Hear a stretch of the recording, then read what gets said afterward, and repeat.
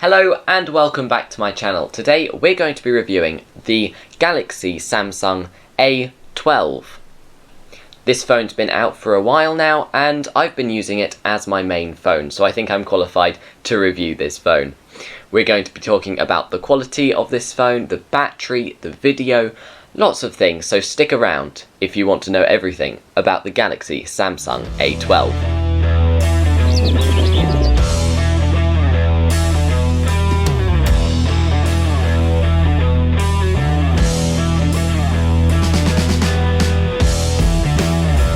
This video is not sponsored in any way and I bought this phone with my own money, so this is a totally unbiased review. Now, starting off, let's talk about the battery life, because that is one of the huge benefits of this phone.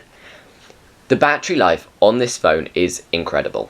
This phone has a battery life of multiple days if you need it. When I first got this phone, I was just using it for messages. I'd send text messages, WhatsApps, just the occasional messages. Wasn't using it for anything too hardcore, wasn't gaming or watching videos or anything like that. And it lasted me at least 4 days. I had this phone for a very long time before I actually had to get the charger out of the box. So this phone has a very good battery life. I do lots of vlogging. If you go back to my channel, you'll see I do lots of vlogs. And these vlogs do take a very long time to film. So if I use one of my vlogs as an example where I specifically looked at how the battery life was working on this phone. So on my most recent wildlife walk, I went out and it took about 5 hours to film. So this phone was being used a lot to do the filming, where I'd be vlogging myself with this phone camera, and it would have a microphone attached, so it'd be using quite a bit of battery. When I left off, it was at 100%, I charged it fully. When I got back after the 5 hours of vlogging and doing videos, taking photos and everything, it was at 86%. So that's incredible. It really didn't go down that much, considering I was using it pretty much non-stop. So, I've been talking about the camera and how I use it. Let's talk about the camera quality on this phone. The phone has a very good camera quality. Now, if you want to see the video quality for this phone, go and watch the vlogs that I make with the phone and you'll see what the video quality is like. So this phone has 4 cameras on the back. It has the ultra-wide camera, the macro camera, the depth camera, and then the main camera down here. This gives you lots of options and variability so you can capture all the moments that you experience when you have the phone with you. The main camera, which is the one you use most of the time, is a 48 megapixel camera. This is very impressive. It's taken many lovely photos, and this means that you can capture these beautiful memories without having to carry a large camera. The ultra-wide camera has a resolution of 5 megapixels. This is not too huge, but it does still allow you to get good quality images of a wide area should you want to do a landscape or a building that you're relatively close to. And then finally, the macro and the depth camera are both 2 megapixels. This means they are still decent quality cameras, and they're just a bonus that you get as well.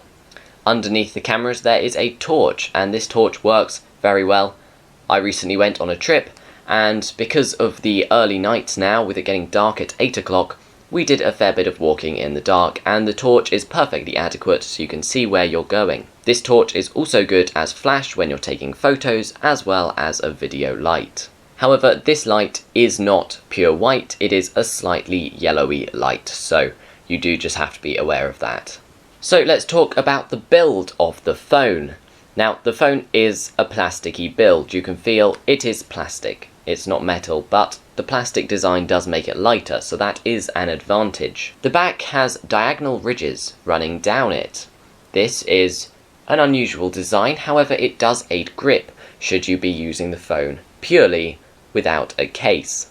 Now, I would advise getting a case because the plastic is relatively slippery, but these ridges do give you a little bit of grip. The screen is scratch resistant. I do not have a front screen protector on my phone, and yet I have no scratches so far. As I say, I take this out with me on all my vlogs, and so it does get bashed around quite a lot, and the screen is still as good as new, except for a few fingerprints.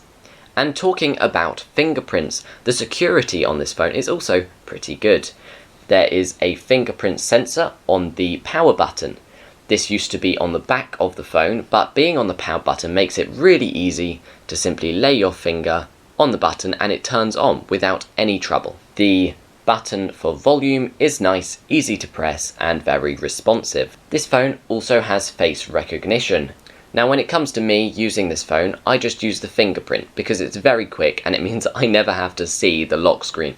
However, should you turn it on, it can recognize your face very well. It just did it in a second. It does then require you to swipe up to open, but it's very good still, just not quite as quick as the fingerprint. However, it does come in useful when holding the phone at arm's length in a big rig for your vlogging and you can't reach the power button because it's clamped around with a clamp, and the face recognition you can just see and swipe without having to type in the passcode. This phone has 4 GB of RAM as well as 64 GB of storage. That means you can use this phone without any microSD cards in it. Now, surprisingly, I am simply using the phone's built-in storage, and as I say, I go out and do vlogs. Now, my phone hovers at about 40 GB full and I've got quite a few apps on it, but there is still enough room to get lots of videos and still be able to use the phone fluently. The phone has never crashed on me and it is very efficient. It does what you want very quickly, unless there's no Wi-Fi, but that's a whole nother topic. And the phone is relatively large now. Nowadays, phones are getting much larger. Every phone seems to be bigger than the last, and the screens are getting quite big. However, this is quite useful. If you are watching something or reading something, you have a nice big display where you can see what you want on the screen without having to strain your eyes. So the phone has a headphone jack. This works very well. I've used it for headphones obviously, but I mainly use it for my external microphone here. I will plug this into it while I'm vlogging and it will be very responsive. There's no lag or anything, it's very good. Then there's the charging port. It's just a regular charging port, and then there's a microphone on the bottom as well. Now, I tested this phone's microphone. If you go to my Boya M1 review, which is this microphone, I reviewed this microphone, but I sampled this phone's audio as well as a comparison. So go watch that video if you want to know what this phone's microphone is like. And finally, there's plenty of cases to go with this phone. Now, this huge variety meant I was looking for a very long time, but me, being a wildlife photographer in general, I wanted something camouflaged.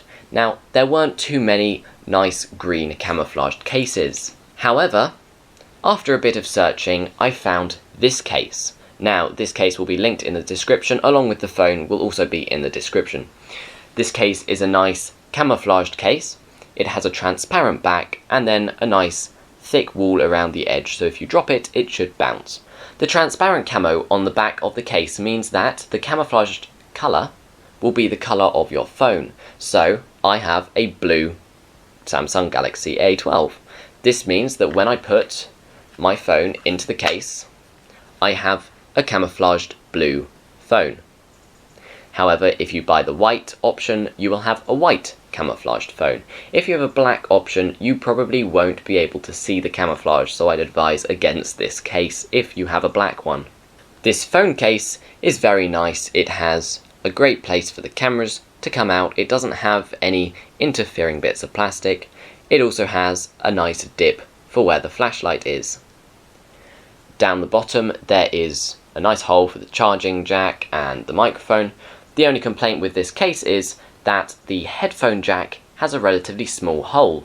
Now, if you're just using it for headphones, that's perfectly fine. However, if you're using it for a microphone, an external microphone such as the Boya MM1, which is right here, then the plug that goes into the headphone jack may be too large to get through the hole. Again, I talk about this on my Boya MM1 review, so if you want to know more about that, go watch that review.